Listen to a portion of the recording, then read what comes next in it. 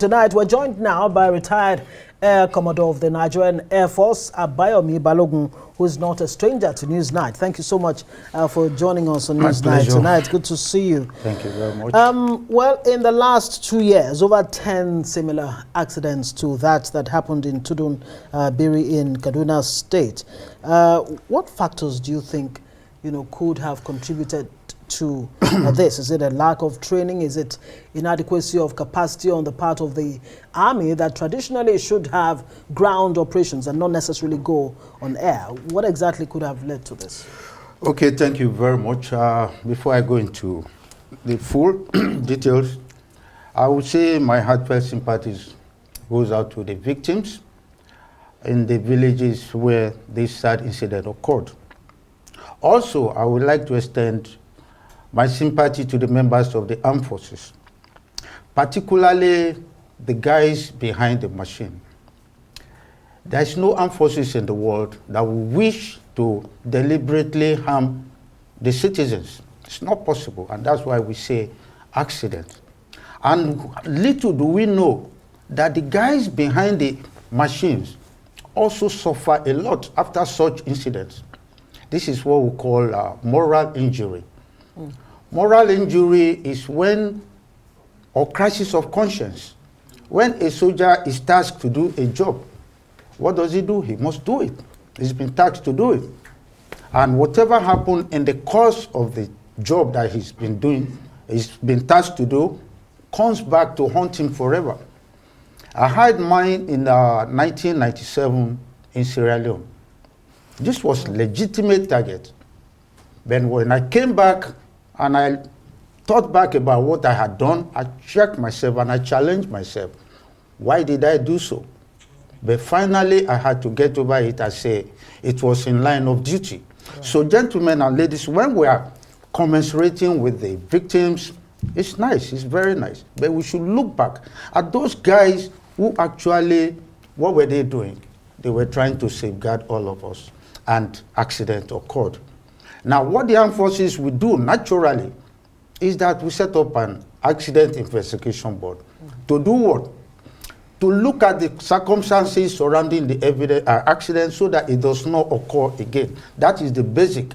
And in the process, we want to find out, was this accident intentional? No. For this particular occasion, it couldn't have been intentional. So if it was not intentional, was it avoidable? We need to find out, was it avoidable? What were the causes? Was it the machine, the equipment, or the human being that is behind the machine? So we look at human error, machine error. We look at something we call act of God, which is beyond everybody. So if it is not human error, it is not machine error. If it is act of God, which happen in aviation regularly, we accept it. But then during the investigation, if it is human error, now you must sit down. Why did they make such an error? The reason is, let's learn from this so that it does not happen again. Now, coming back to this particular incident, I say again, we are learning. Every day, human beings learn, and you will learn from our mistakes. So this was a mistake. Now, why did that guy pull the trigger, you must ask? There were bandits, and the bandits mixed with the citizens, and he had to pull the trigger. But there will have been caution. For me, I would say I wouldn't have done it if I was the man behind the machine. Because our training says, once there is doubt, don't do it. There will always be another time to look for these guys. So the guy pulled the trigger, but then what was the training level, like you said? What was his preparations? And the armed forces by themselves, how did they attack this particular issue that resulted in this? So all that will come out during the investigation. So whatever anybody is saying now, It's speculation, it's hearsay. We must calm down and let the investigators do their job, and we'll get the final report. Okay, you've been talking to us about the complexities of the battlefield, which I appreciate. Now, it's interesting to also know and commiserate with the military men themselves. But then let's also look at the rules of engagement. Yeah. You know, I need you to help us take a closer look at our rules of engagement in cases like this. It's complicated. The rule of engagement is that you must be sure that this is your opponent and he must be armed. Okay? But when you are fighting insurgency, banditry, and everything, those guys obey the the laws of armed conflict? They don't. Why don't they? Yet, if they do, they won't be using human beings as shield for themselves. We have experienced it severally. You see them. The next thing you see is them embedded in the civilian populace. What do you do at that high level? How do you distinguish, especially when they are not wearing a regular uniform? So it's a difficult thing for the operators to distinguish between the good guys and the bad guys. So the guy wouldn't have just gone to the praying ground and say, yes, these are Nigerians, I want to kill them. It would not ever have happened. We are taught to obey the laws of armed conflict, which we do regularly.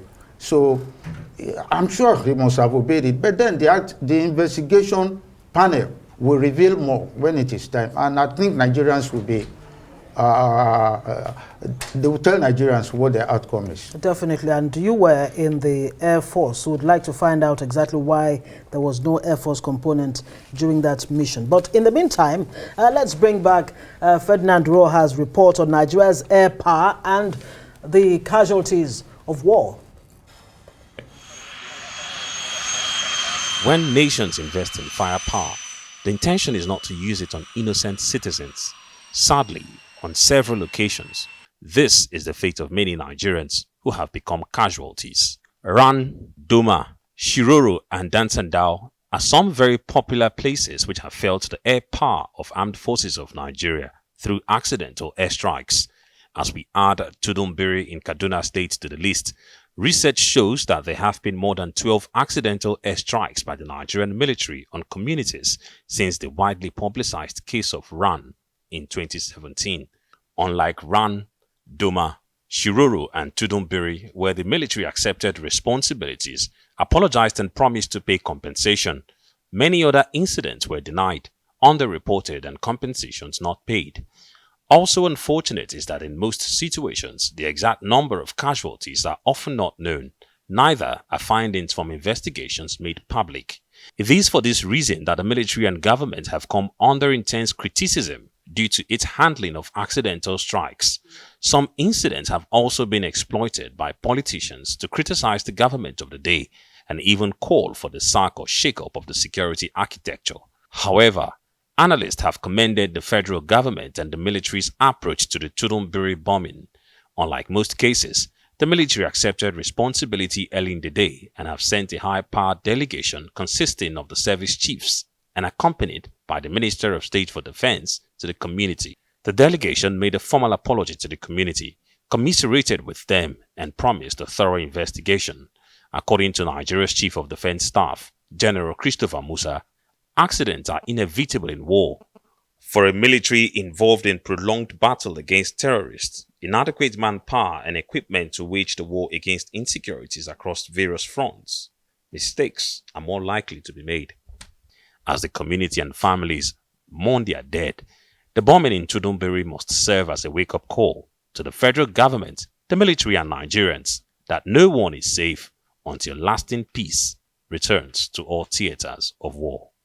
Ferdinand Roha, Arise News. That report from Ferdinand Roha there, shedding more light on not just this recent incident, but of course so many, like we stated earlier. Now, the army using drones, and then on the other hand, you hear the Air Force training and employing special forces. Are their roles overlapping? There is the army aviation, and of course you expect that the Air Force will solely be responsible for anything that has to go in the air. Help us understand what exactly is going on between the Army and, of course, the Air Force. Yes, thank you very much. This is an issue that's been ongoing. Should Army have its aviation? Because Nigeria has already Air Force. And I've been telling people for a long time that the Army must have their aviation. Why? If you don't want them to have the aviation, then the Air Force must be able to provide all the needs, all the requirements of airlift, intelligence, and everything for the Army. But can the Air Force of today provide all those for the Army? In ECOMOG, we had, despite the fact that we had limited resources, we were still able to pull out some of the Air Force resources and attach to the Army. For example, we gave them one Super Puma helicopter that was involved in moving the big men, tactical movement around the battlefield, taking supplies from one unit to the other, supplying them with ammunition, fuel, and everything. That was a Super Puma dedicated to the Army. Air Force Super Puma being flown by Air Force personnel. So they didn't need to ask for Army aviation. But today, can the Air Force detach 2 helicopters, for instance, and say, Army, we give you this, operate with it? If the Air Force cannot, then Army has to have its own aviation, which they have started developing. But then, the Air Force has been there for so long. The Air Force has been there since 1964. Army is just starting. So you expect these teething problems to occur. Now, when you look at the various roles that they should perform, in other advanced countries, Army, Navy, everybody have their air wing. So it's not strange that the Army in Nigeria is having their air wing. But what is required now is proper integration. Okay, of so, yeah. assets and roles and responsibility. Army aviation should be basically for tactical movement with the Army. Are you saying, in this case, are you joining those who are calling for the total overhaul of our security architecture? Is that what you're suggesting? Yes, I would say that right away, that we need to change the way we operate right now. It is not the best way, and that's why we've been there for so long. The incident that happened, if you have done it differently and we have people on the ground, we will have told the drone pilot, don't do it. This is the situation on ground. But we are fighting from top to bottom instead of going from bottom, because the crises are at the bottom. And that's where you need to start your intelligence. It is at the bottom, at the grassroots level, that they will tell you, this is the bandits, they are moving. So we need to change our security architecture and turn it to something high-term, bottoms approach. Tell us about the bottom-top approach, right? Yes. Okay. That's what I think we should be doing. Let's get the intelligence from the bottom as it is happening. Technology is today. It is what we require. Right. It sends the message within minutes. We know what is happening in Shiroro. We know what is happening everywhere in Nigeria. We are enabled by technology. You have the drones. The drones that attack in Kaduna can be in Kaduna. And people here who are monitoring are seeing in ideal situation that drone the pilot or the operator shouldn't have used that machine without somebody in the operation room who is also seeing the situation on the ground and say, okay, go ahead. That guy takes the responsibility because he's watching whatever that drone pilot is seeing. And he says, don't do it. And that drone pilot will never do it. I don't know, maybe there's somewhere we do that, but to my knowledge, it's not happening. So what's the way, I mean, we have to say thank you very much. We must thank you. I'd like to say thank you to you. Thank you retired Commodore Abayomi Balogun for coming to Newsnight to take a look at this issue with us. Thank you very much. It's a pleasure.